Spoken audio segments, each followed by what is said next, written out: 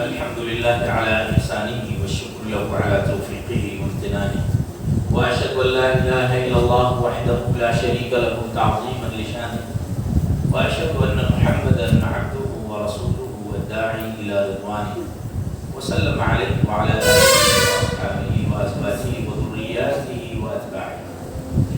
أما بعد فأعوذ بالله من الشيطان الرجيم. بسم الله الرحمن الرحيم. يا أيها الذين آمنوا اتقوا الله حق تقاته ولا تموتن إلا وأنتم مسلمون. يا أيها الناس اتقوا ربكم الذي خلقكم من نفس واحدة وخلق منها زوجها وبث منهما رجالا كثيرا ونساء واتقوا الله الذي تساءلون به والأرحام إن الله كان عليكم رقيبا. يا أيها الذين آمنوا اتقوا الله وقولوا قولا سديدا يصلح لكم أعمالكم ويغفر لكم ذنوبكم ومن يطع الله ورسوله فقد فاز فوزا عظيما. وقال جل سبحانه: أعوذ بالله من الشيطان الرجيم. أولئك الذين أنعم الله عليهم من النبيين من ذرية آدم وممن حملنا مع نوح ومن ذرية إبراهيم وإسرائيل وممن هدينا واجتبينا إذا تتلى عليهم آيات الرحمن خروا سجدا وبكيا فخلف من بعدهم خلف أضاعوا الصلاة واتبعوا الشهوات فسوف يلقون.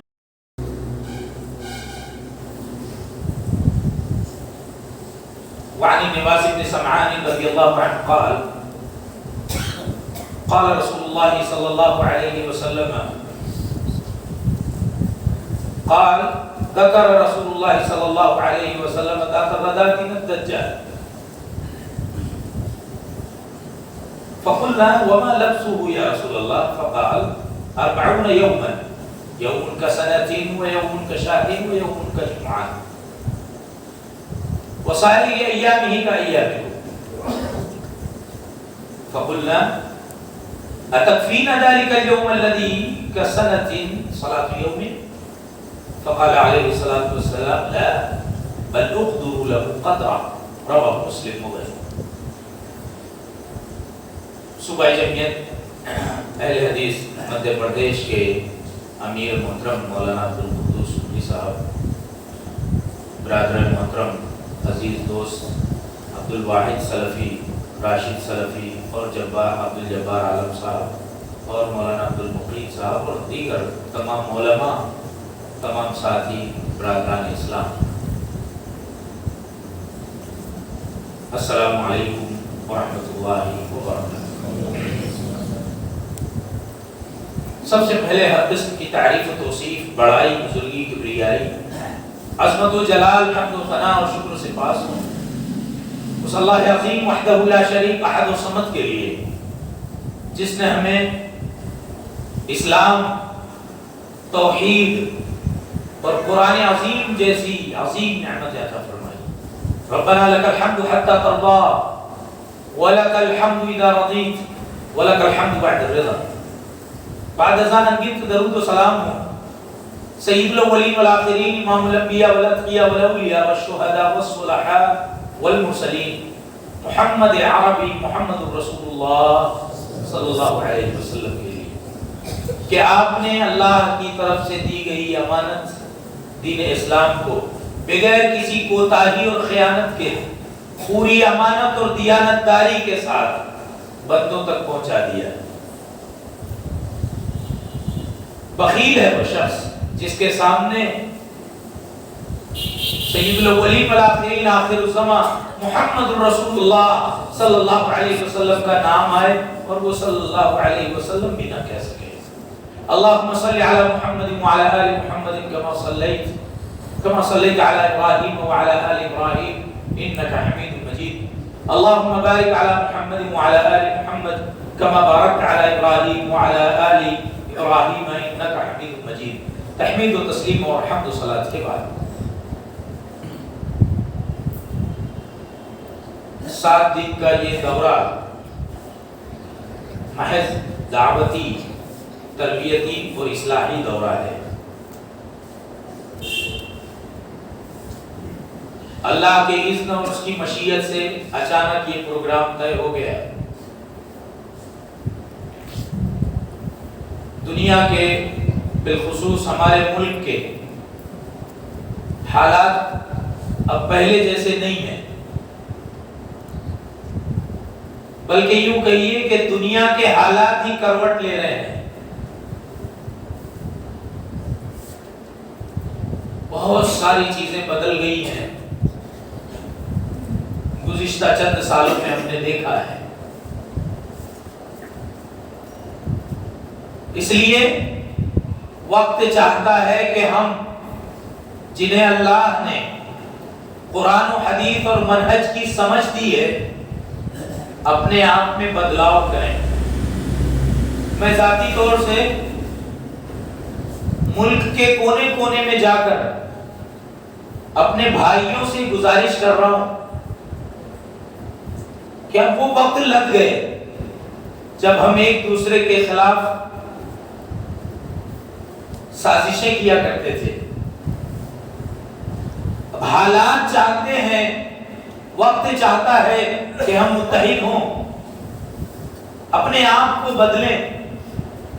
ایک ہار کے مانند، جیسے ہار میں ساری موتیاں پروئی رہتی ہیں، ہم بھی ایک منہج کے سائے تلے ایک سسٹم سے جڑ جائیں۔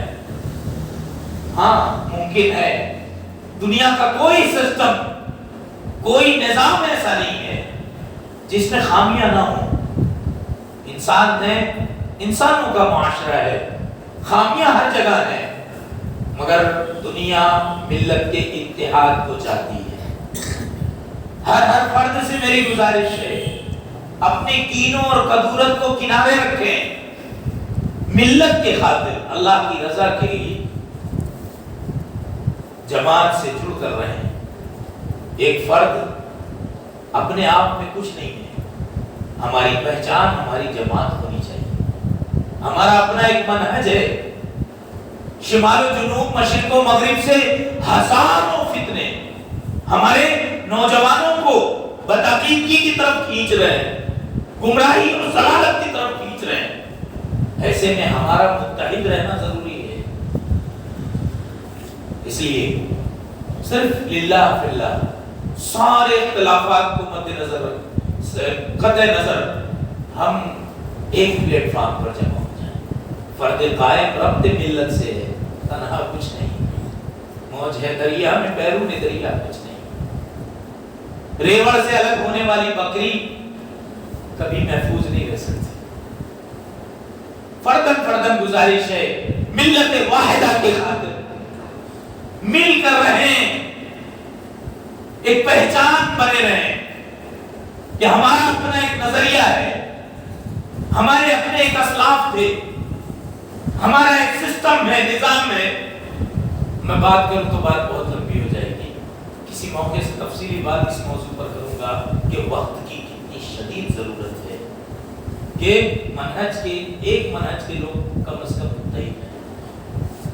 آج کا مختصر موضوع ہے، موضوع بہت طویل ہے، اختصار کے ساتھ کچھ اہم باتیں عرض کروں گا۔ موضوع ہے نماز کی اہمیت اور بے نمازی کا انجام۔ ساری باتیں چند گھنٹوں میں حصار نہیں کی جا سکتی، پھر بھی نماز کے بارے میں ہم یہ جانتے ہیں کہ اللہ رب العالمین نے جتنے احکام نازل کیے جبرائیل امین کو دنیا میں بھیج کر اپنے نبی علیہ السلام کے پاس دی، مگر جب نماز دینا تھی تو اللہ نے اپنے نبی کو اپنے پاس بلایا۔ نماز کوئی معمولی چیز نہیں ہے کہ اس کو حکم کے ذریعے، وحی کے ذریعے دے دیا جائے، بلکہ نماز وہ عظیم تحفہ ہے جس کو دینے کے لیے اپنے آخری پیغمبر کو اپنے پاس اللہ نے بلایا۔ جنت و جہنم کی سیر کرائی، آسمانوں کی سیر کرائی۔ کسی انسان کو اس کا انعام یا اس کا گفٹ اس کے گھر لے جا کر دینا الگ ہے، اور اس کے لیے باقاعدہ اسٹیج لگانا اور پورے عزت و احتشام کے ساتھ اسٹیج پر بلا کر اسے کچھ دینا، یہ دونوں دینے میں فرق ہے۔ اللہ نے سارے احکام تو بھیج دیے، جبرائیل امین کے ذریعے، مگر جب نماز کی بات آئی تو اللہ نے آسمانوں کا اسٹیج سجایا، ملائے اعلیٰ کے بیچ میں، اپنے مقرب فرشتوں کے بیچ میں اللہ رب العالمین نے اپنے پیغمبر کو بلایا، اس سارے اکثر نبیوں سے آپ کی ملاقات کروائی اور اس کے بعد نماز کا تحفہ عطا کیا۔ اور دیا تو کتنی نمازیں، کتنی نمازیں دی؟ 50 نمازیں، مگر ان 50 نمازوں کو لاگو نہیں کیا، مسلط نہیں کر دیا، بلکہ اس کے ساتھ ساتھ ایک بہت بڑی بشارت دے دی اور کہا یہ خمسون کہا یہ کوانٹیٹی کم کرتے کرتے 5 نمازیں رہ گئی، مگر جو میں نے تمہیں پہلے دی تھی 50، ثواب وہی 50 کا 5 نمازوں میں ملے گا۔ ایک آدمی مزدوری کرتا ہے، لیبر ہے، تھیلے روزانہ اٹھاتا ہے 50 تھیلے، اور اس کے 5 روپے ملتے ہیں، ایک مثال کے طور پر۔ اچانک اس کا مالک یہ کہتا ہے کل سے تمہیں یہ 50 تھیلے نہیں اٹھانا، کل سے تمہیں محض 5 تھیلے ہی اٹھانا ہے۔ تو یہ پریشان ہو جاتا ہے کہ کیا مجھے 5 تھیلے اٹھانے کی جو اجرت ملے گی اس سے میرا گھر چلے گا؟ نہیں۔ تو پھر اس کا مالک اس سے کہتا ہے کہ 5 تھیلے تو اٹھانے ہیں، مگر تمہیں اجرت وہی ملے گی جو کل تک ملتی تھی۔ اس کی خوشی کا کیا حال ہوگا؟ یعنی پچھلی قومیں 50 نمازیں پڑھتی، ان کو جو ثواب میں دیتا آمنہ کے لال کی امت کو وہی 50 نمازوں کا ثواب 5 نمازیں پڑھنے پر دوں گا۔ کتنا بڑا انعام ہے یہ! خمسن وہی خمسن، کوانٹیٹی میں 5، ثواب میں 50۔ اور غور کیجئے کہ اللہ رب العالمین نے جو نماز میں دی ہے، یہ ساری یہ نمازیں انبیاء کرام کی خاص عبادتیں تھیں۔ روئے زمین پر کوئی نبی نہیں آیا جس کا تعلق نماز سے نہ ہو۔ فرمایا اللہ نے اولئک الذین انعم اللہ علیہم من النبیین، یہ وہ تمام انبیاء کرام کی فہرست جس پر اللہ نے انعام کیا ہے، بڑے برگزیدہ، بڑے چنندہ، بڑے مخصوص لوگ تھے۔ من ذریت آدم کی ذریت میں سے سارے، وممن حملنا مع نوح، وہ سارے لوگ 80 لوگ جن کو ہم نے نوح کے ساتھ جہاز میں سوار کیا۔ من ذریت ابراہیم و اسرائیل، ابراہیم اور یعقوب کی ذریت کے سارے انبیاء، سارے لوگ۔ وممن ہدینا واجتبینا، اور جن لوگوں کو دنیا میں ہم نے ہدایت کی اور جن لوگوں کو دنیا میں ہم نے سلیکٹ کر لیا۔ یہ سب کون لوگ تھے؟ وَمِمَّنْ هَدَيْنَا وَاجْتَبَيْنَا إِذَا تُتْلَىٰ عَلَيْهِمْ آيَاتُ الرَّحْمَٰنِ خَرُّوا سُجَّدًا وَبُكِيًا، کہ جب ان کے پاس رحمان کی آیتیں پڑھی جاتی تھی تو اللہ کے خوف سے روتے روتے گر پڑتے تھے۔ خَرُّوا سُجَّدًا وَبُكِيًا، روتے روتے سجدوں میں گر جاتے تھے۔ سارے انبیاء نماز پڑھتے تھے، کوئی نبی بے نمازی نہیں تھا۔ تو دیکھیے ابراہیم علیہ السلام کے بارے میں اللہ نے فرمایا، خاص دعائیں ذکر کی، ان میں سے فرمایا رب اجعلنی مقیم الصلاۃ ومن ذریتی۔ بار الہ، یہ ابراہیم خلیل اللہ کی دعا ہے، بار الہ مجھے اور میری ذریت کو نماز کا پابند بنا۔ دعا مانگ رہے، صرف دعا ہی نہیں، پریکٹیکل میں کیا کیا ابراہیم علیہ السلام نے؟ اللہ کا حکم ہوا، اپنے بیٹے ننھے سے بیٹے اسماعیل اور بھولی بھالی خاتون جس کو زمانے کی مکاری اور عیاری کا علم نہیں ہے، زمانے کے اتار چڑھاؤ سے ناواقف رہے، اس بھولی بھالی خاتون اور اس ننھے بچے کو اللہ نے کہا لے جاؤ، بے آب و گیا زمین میں چھوڑاؤ، یہی اللہ کی آزمائش حکم ہے۔ ابراہیم علیہ السلام نے چھوڑ دیا۔ آج جس جگہ پر خانے کعبہ ہے، ایک اونچی سی جگہ تھی، 2-3 طرف سے پانی بہتا تھا، وہاں چھوڑ دیا۔ دور دور تک کوئی درخت نہیں، کوئی انسان نظر نہیں آ رہا ہے۔ وہ خاتون بچے کو لے کر وہاں بیٹھی ہے۔ ابراہیم علیہ السلام پلٹے تو پیچھے مڑ کر دیکھا نہیں۔ ہاجرہ دوڑی دوڑی آئی، اِلَىٰ مَن تَتْرُكُنَا، ہمیں کس کے بھروسے چھوڑ رہے ہیں؟ اَيْنَ اللَّهُ، کیا ابراہیم علیہ السلام نے کہا نا اللہ کے بھروسے، اذن لن یضیعن اللہ، جب بھروسے اللہ کے ہے تو وہ ہم کو ضائع نہیں کرے گا۔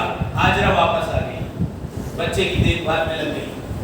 آگے ابراہیم کا دل کیسا دل ہوگا کہ اپنے ننھے سے بچے کو چھوڑ دیا اللہ کے حکم پر، دور دور تک کوئی نہیں ہے، پانی کی کوئی سبیل نہیں، کھانے کا کوئی سامان نہیں، کوئی انسان نہیں، کوئی بستی نہیں، اور جب آگے بڑھ رہے تو اپنی بیوی کا خیال آ رہا ہے، چھوڑ دیا بس اللہ کے حکم پر۔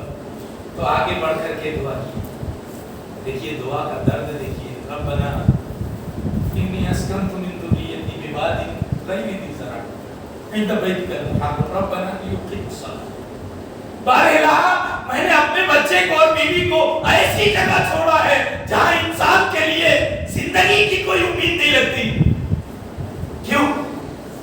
یہاں تیرا گھر بنے گا، وہ لوگ یہاں رہیں گے تو نماز کی پابندی کریں گے، لیقیموا الصلاۃ۔ تو ابراہیم نے اپنے ننھے بچے کو لا کر آباد کیا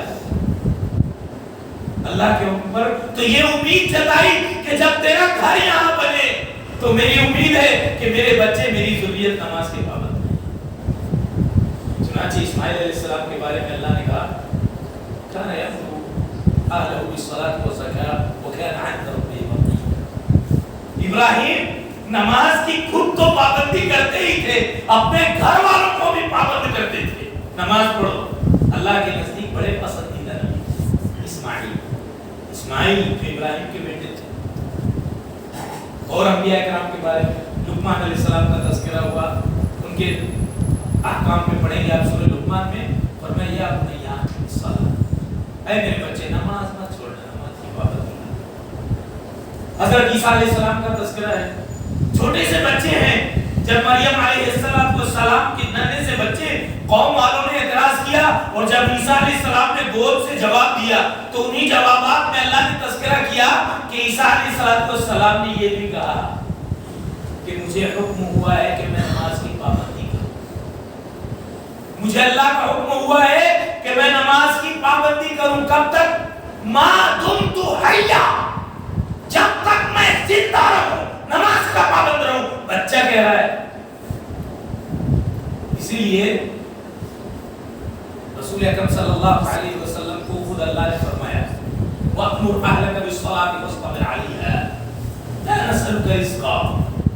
آپ خود بھی نماز پر ڈٹے رہیے، اپنے گھر والوں کو بھی نماز کا حکم دیجیے۔ ہمارے پیغمبر صلی اللہ علیہ وسلم، امام احمد بن حنبل اور دیگر محدثین روایت نقل کرتے ہیں، حذیفہ بن یمان رضی اللہ عنہ سے مروی ہے، کان نبی صلی اللہ علیہ وسلم اذا حزبه امر صلی، نبی صلی اللہ علیہ وسلم کو جب بھی کوئی فکر کی بات آتی، کوئی ٹینشن، کوئی پریشانی، سب سے پہلے آپ نماز پڑھیں۔ آپ نے فرمایا صلی اللہ علیہ وسلم مروا اولادکم بالصلاۃ وهم ابناء 7 سنین واضربوهم علیہا وهم ابناء 10 سنین۔ بچے 7 سال کے ہو جائے تو آرڈر کرو، نماز پڑھنے کا آرڈر حکم دو، اور 10 سال کے بچے ہو نماز نہ پڑھے تو مارو۔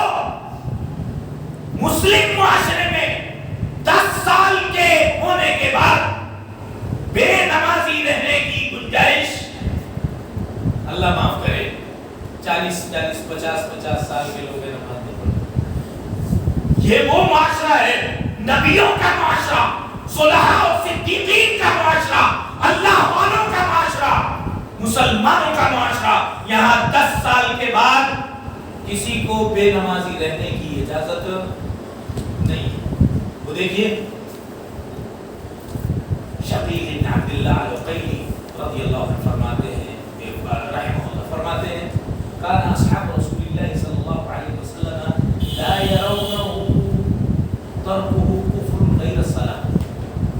صحابہ کرام کا معاشرہ وہ معاشرہ تھا جس میں اگر کسی کو کافر سمجھتے تھے تو بے نمازی کو سمجھتے تھے، بے نمازی کو کافر سمجھتے تھے۔ صحابہ کرام کے معاشرے، نماز وہ عبادت ہے جو کسی بھی حال میں معاف نہیں ہے۔ دیکھیے خوشی اور غم میں نماز، خوشی میں عیدین میں خاص طور سے عید الاضحیٰ کے بارے میں نبی صلی اللہ علیہ وسلم نے فرمایا اول ما نبدأ به في يومنا هذا الصلاة. خوشی کا یہ دن عید الفطر عید الاضحیٰ ہم مسلمان خوشی مناتے ہیں تو ہماری پہچان یہ ہے کہ سب سے پہلا کام خوشی کے دن جو ہم کرتے ہیں وہ نماز ہے. ہم نماز پڑھتے ہیں اللہ کے سامنے. پریشان رہتے ہیں تو کیا کرتے ہیں؟ مثلا سورج میں گہر لگ گیا, چاند میں گہر لگ گیا, تو آپ صلی اللہ علیہ وسلم نے فرمایا ان الکسوف والخسوف آیتان من آیات اللہ لا ينکسفان لموت احد ولا لحیاته. سورج اور چاند میں گہر کسی کے مرنے جینے سے نہیں لگتا. جب تم دیکھو سورج یا چاند میں گہر تو اللہ کی طرف آؤ, اس کے سامنے گڑگڑاؤ ہو. سفر اور حضر میں بھی نماز معاف نہیں ہے. حضر میں تو نماز امن کی حالت میں معاف نہیں, سفر میں بھی معاف نہیں. سفر میں بھی اللہ نے فرمایا وَإِذَا ضَرَبْتُمْ فِي الْأَرْضِ, جب زمین میں تم سفر کرو فَلَا جُنَاحَ عَلَيْكُمْ أَن تَقْصُرُوا فِي الصَّلَاةِ, نماز آدھی پڑھو. 4 رکعت والی نماز 2 رکعت پڑھو. 3 والی تو 3 پڑھو گے, 2 تو 2 ہی پڑھو گے. 4 والی 2 پڑھو, قصد کرو, مگر نماز معاف نہیں ہے. ہم امن کی حالت میں تو نماز معاف نہیں ہے, لیکن خوف کی حالت میں بھی معاف نہیں ہے. کتب احادیث میں صلاۃ خوف کے 6 سے 7 طریقے ہیں. اللہ نے ایک طریقے کا تذکرہ قرآن میں کیا, وَإِذَا كُنْتَ فِيهِمْ فَأَقِمْ لَهُمُ الصَّلَاةَ. آگے آئیں لڑائی میں اگر وقت نماز قبلہ رو ہو کے زمین بہت سنی قوم حجاز, حجاز کی جو قوم تھی, صحابہ جو لوگ تھے, انبیاء کرام کا جو معاشرہ تھا, یہ وہ لوگ تھے میدان کارزار میں بھی اگر ٹائم ہو جاتا تو مؤخر نہیں کرتے تھے, نماز پڑھتے تھے. سفر و حضر میں بھی نماز معاف نہیں, خوشی اور غم میں بھی معاف نہیں. اور اگر آپ اچھے ہیں تو نماز چھوڑنے کا سوال ہی نہیں, بیمار ہیں تو بھی نماز معاف نہیں ہے.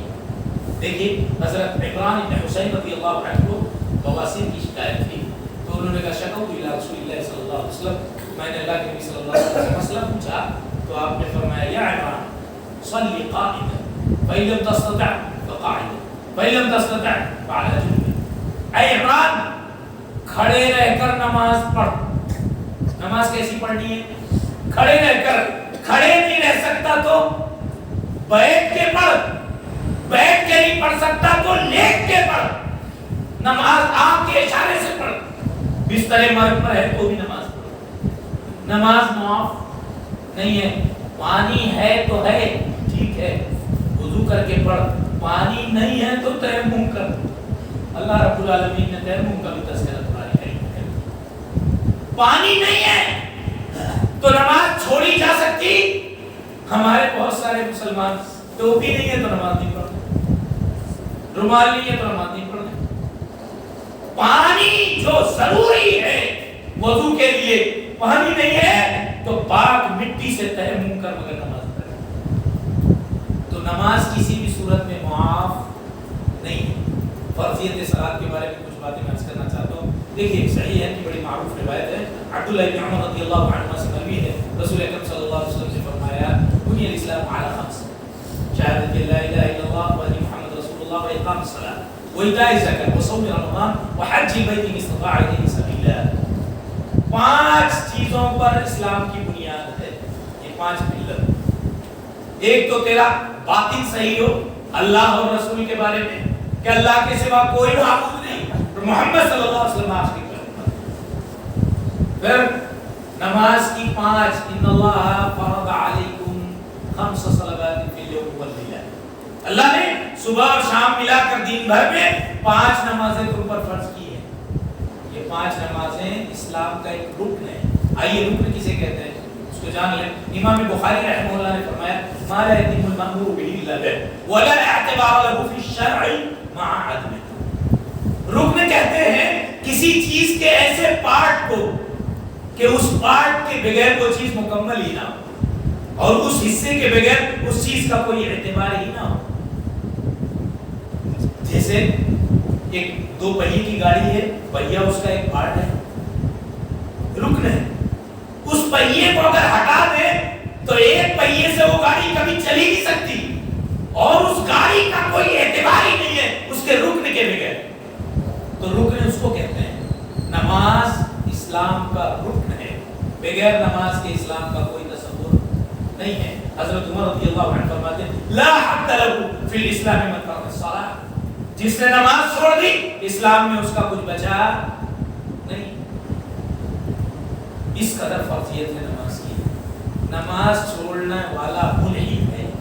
امام احمد بن حنبل اور دیگر محدثین روایت نقل کرتے ہیں. امام بیہقی رحمہ اللہ نے شعب الایمان میں بھی روایت نقل کی ہے کہ رسول اکرم صلی اللہ علیہ وسلم نے فرمایا اسلام کی پہلی چیز جو تم چھوڑو گے وہ امانت ہے اور آخری حصہ اسلام کا جو تم چھوڑو گے وہ نماز ہے. کسی رسی کو دیکھ لیں اس کا ایک سرا یہاں ہے ایک سرا پیچھے. آخری سرا چھوٹ گیا تو اب رسی کا کچھ بچا. اسلام ایک رسی سمجھ لے اس کا آخری سرا نماز ہے. جس کے ہاتھ سے وہ نماز چھوٹی. ایک آدمی اونچائی پر چڑھ رہا ہے نیچے کھائی ہے. نیچے کھائی ہے ایک ہی رسی ہے جس کی وجہ سے وہ بچا ہوا ہے. اگر وہ رسی چھوٹی تو جان گئی. وہ رسی پکڑا رہا تو جان بچ گئی. اب اگر وہ رسی چھوٹ گئی تو کھائی میں گر گیا. ایسے اسلام کا آخری سرا نماز ہے. جس نے نماز چھوڑ دی اب اس کے پاس اسلام نام کی کوئی چیز بچی نہیں. میں نہیں کہتا کسی مفتی کا فتویٰ نہیں ہے کسی فلسفی کا فلسفہ نہیں. محمد عربی صلی اللہ علیہ وسلم جن کے منہج پر ایمان لائے بغیر کوئی شخص مومن نہیں ہو سکتا. کیا فرمایا الفرق بین الرجل والشرک الصلاۃ. دیکھو دو لوگ کھڑے ہیں ایک آدمی مسلمان ہے ایک نان مسلم. اذان ہو گئی ایک مسجد چلا گیا کھڑا ہے. یہی فرق ہے کہ یہ مومن ہے کافر ہے. تو دونوں کھڑے ہیں نماز ختم ہو گئی ان میں کوئی فرق. اب باقی میں نہیں کہتا رسول اکرم صلی اللہ علیہ وسلم. قرآن کیا کہہ رہا ہے ہم سمجھ رہے ہیں ہم موحد ہیں. قسم اللہ کی بے نمازی موحد نہیں ہو سکتا. قرآن کریم میں اللہ فرمایا اقیموا الصلاۃ ولا تکونوا من المشرکین. نماز کی پابندی کرو اور مشرکوں میں مت شمار ہو جاؤ. مشرکوں میں شامل مت ہو جاؤ. جو نماز پڑھتا ہے وہ موحد جو نماز چھوڑتا ہے وہ مشرک. آپ کہیں گے کیسے مشرک کیسے؟ سب سے پہلے اس کی بات تو یہ ہے کہ اللہ نے کہا ہے مشرک. جو نماز نہیں پڑھتا مشرک. کیسے مشرک؟ فرق یہ ہے کہ ایک حق ہے اللہ کا وہ حق اللہ کو چھوڑ کر غیر اللہ کو دیا تو شرک ہو گیا. اگر اللہ کا حق غیر اللہ کو دینے والا مشرک ہے تو اللہ کا حق اللہ کو بھی نہ دینے والا وہ بھی مشرک. ایک حق ہے اللہ کا غیر اللہ کو دیا تو مشرک اور وہ حق اللہ کا اللہ غیر اللہ کو تو نہیں دے رہا ہے مگر اللہ کو بھی نہیں دے رہا ہے وہ بھی مشرک. اقیموا الصلاۃ ولا تکونوا من المشرکین. کافر بھی کہا فرمایا اللہ کے نبی علیہ السلام من ترک الصلاۃ متعمدا فقد کفر. جس نے جان بوجھ کر کوئی عذر نہیں ہے جان بوجھ کر کوئی مسئلہ نہیں ایک جان بوجھ کر نماز چھوڑ دی فقد کفر تو ایسے ہو گیا جیسے وہ اسلام کے سرکل سے باہر چلا کافر جیسا ہو گیا. کافر بھی کہا ملحد بھی کہا مشرک بھی کہا. بے نمازی کی یہ حیثیت ہے مسلم معاشرے میں. بے نمازی کی یہ حیثیت ہے مسلم معاشرے. اس کے پاس کچھ بچا ہی نہیں دین کے نام. آج آپ یہ باتیں میری سن کر اٹھیے تاکہ ہمارے دل کو احساس تو ہو کہ ہم کتنی بڑی چیز ضائع کر رہے ہیں. نماز کی یہ اہمیت اور یہ فرضیت ہے کہ انبیاء کرام صحابہ کرام صلحاء صدیقین شہداء سب نماز پڑھتے تھے. کوئی بے نمازی نہیں تھا. جنتی لوگ نمازی ہوتے ہیں بے نمازی جہنمی. حکم کیا ہے بے نمازی کا دنیا میں؟ دنیا میں بے نمازی کا حکم میں بہت ساری باتیں نظر انداز کر کے عرض کروں. دنیا میں صحیح اسلامی نظام جہاں نافذ ہوگا ابھی تو کہیں نہیں. ابھی روئے زمین پر کہیں پرفیکٹ اسلامی خلافت نہیں. جہاں چور کا ہاتھ کاٹا جائے، جہاں زانی کو، شادی شدہ زانی کو رجم کیا جائے، جہاں پورا اسلامی قاعدہ 100% نافذ ہو. اگر یہ نافذ ہو گیا کہیں دنیا میں اور وہاں کچھ لوگ رہے، تو اگر بر صغیر جیسے مسلمان رہے، ہندو پاک جیسے، بہت سو کے ہاتھ کٹ جائیں گے، بہت سو کی گردنیں کٹ جائیں گی. ہم آزاد کیوں ہیں؟ اس لیے کہ ہمارے مذہب کا قانون ہی کہیں نہیں ہے، منمانی ہے. ڈیموکریسی کے نام پر، سیکولر کے نام پر، سیکولرزم کے نام پر منمانی کوئی نہیں بولنے والا ہے.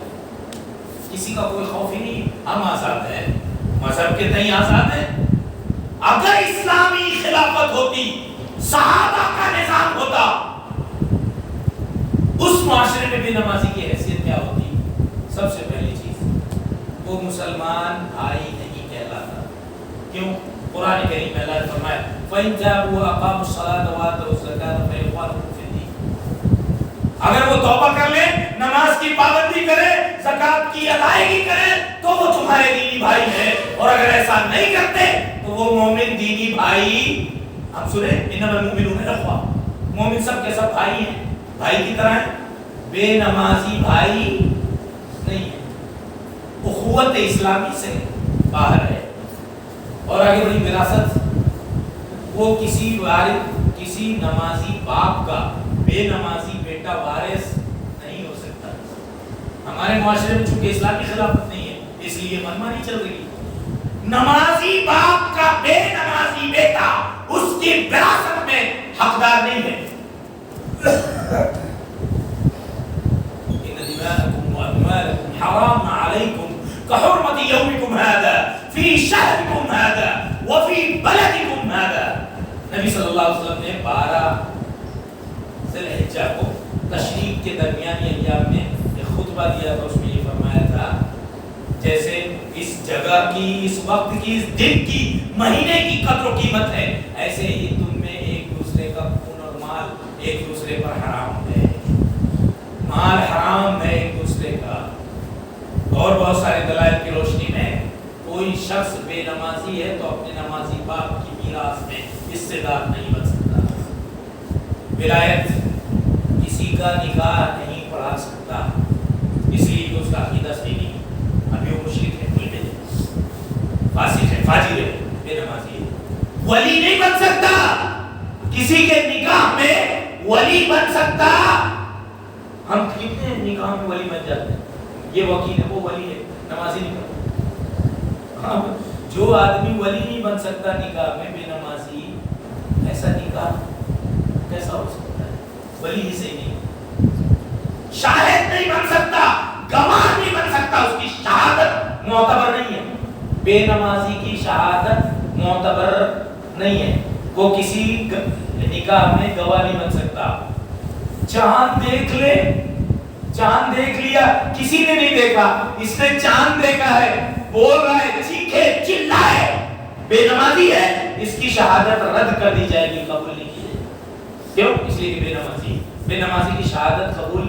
کسی کو زنا کرتے دیکھ لیا، آنکھ سے دیکھ لیا، آ کر کے دارالقضاء میں کہہ رہا ہے میں نے اپنی آنکھ سے دیکھا ہے، بے نمازی ہے، اس کی شہادت ریجیکٹ.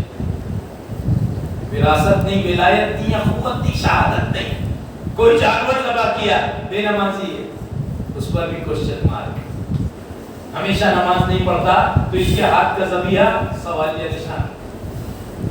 مر گیا تو اس کی نماز جنازہ بھی اسلامی قاعدے قانون کی روشنی میں نہیں. نماز جنازہ بھی نہیں پڑھی جائے گی. ہاں کہیں گے بہت سارے بے نمازیوں کی ہم خود پڑھتے ہیں، اس لیے پڑھتے ہیں کہ ہمارے معاشرے میں چوروں کے ہاتھ ہیں، ہمارے معاشرے میں زانی شتر مہار کھلے سانڈ کی طرح گھومتا ہے. اس لیے کہ ہمارا معاشرہ آسمانی قانون سے آزاد معاشرہ ہے. ہم کچھ مبادیات پر عمل کر رہے ہیں، اس سے زیادہ کچھ نہیں. اگر وہ ساری چیزیں نافذ ہوں گی تو بے نمازی کی نماز جنازہ نہیں ہوگی. نماز جنازہ تو چھوڑیے، اس سے تو محروم ہوگا ہی ہوگا. مسلم قبرستان میں اس کی تدفین نہیں ہو سکتی اسلامی قاعدے کی قانون کی روشنی. اسے کہیں کھیت کھلیان میں پھینک دو، جانور چوپائی کھا لے نوچ پائے، چرند پرند نوچ ڈالیں، پھینکو اس کو، چھوڑو۔ بے نمازی کا حکم یہ اسلامی قاعدے قانون کی روشنی، حیثیت بھی ہم دیکھ لیے اور بے نمازی کی کا حکم بھی ہم نے دیکھ لیا۔ کچھ فائدے میں عرض کر دوں، جو ہم نماز پڑھتے ہیں اس کا فائدہ کیا ہے، فائدے کا علم ہونا چاہیے۔ سب سے بڑا فائدہ نماز کا، اگر ہم نماز پڑھ رہے ہیں، تزکیہ نفس ہے، نفس سے برائی کو نکال باہر کرنے کا سب سے بہترین ذریعہ ہے نماز۔ کوئی مسئلہ نہیں۔ قرآن کریم میں اللہ رب العالمین نے فرمایا ان الصلاۃ تنہی عن الفحشاء والمنکر، نماز ڈھکی چھپی ظاہر باطنی ہر برائی چھوٹی بڑی سے نماز روکتی ہے۔ آپ کے اندر گناہ کر رہے ہیں، آپ کوئی مادہ ہے گناہ کا، کوئی برائی ہے جو ہٹتی نہیں ہے، آسان راستہ ہے کہ نماز کی پابندی کریں، تکبیر اولیٰ کی پابندی کریں، دھیرے دھیرے وہ برائی ختم ہو جائے گی۔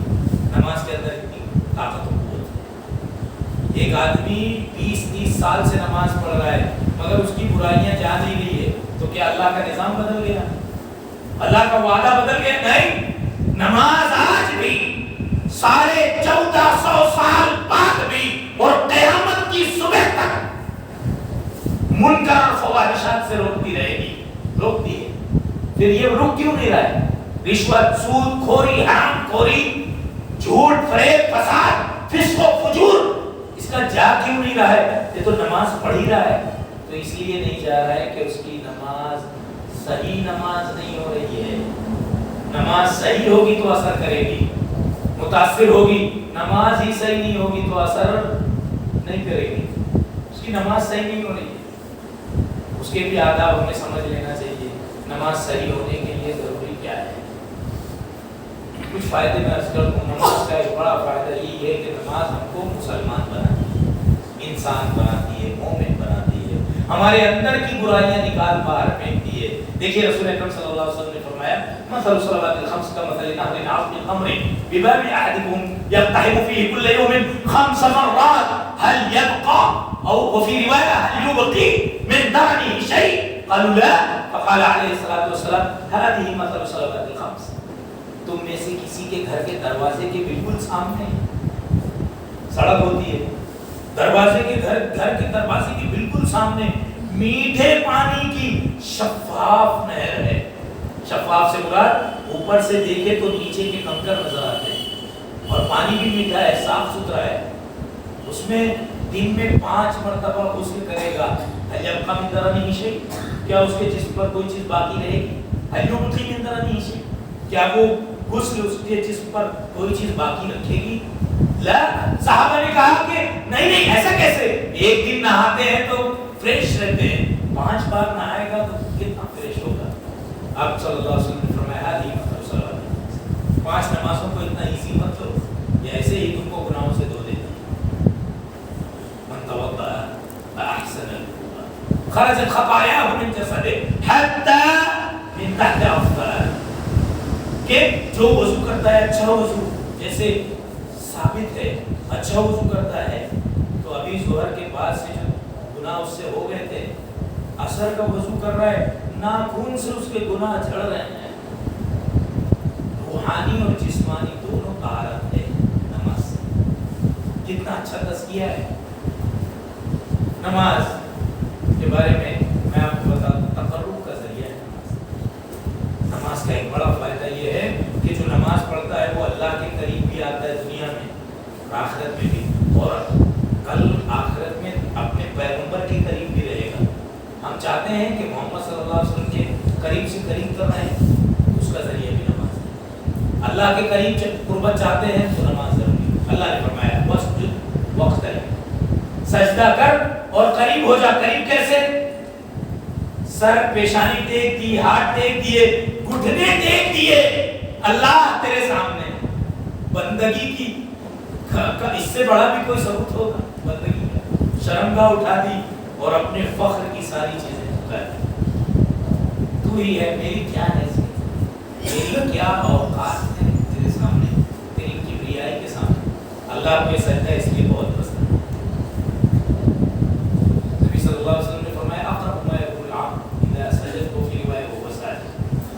بندہ اپنے رب کے سب سے زیادہ قریب اس وقت آتا ہے جب وہ سجدے کی حالت میں ہو، اللہ کے سب سے قریب آتے ہیں۔ اب آپ سوچئے سحر کا وقت ہے، فجر سے پہلے آپ سجدے میں ہیں، ساری دنیا سو رہی ہے، آپ سجدے میں ہیں، آپ سے بڑھ کر بھی کوئی اللہ کے قریب ہے؟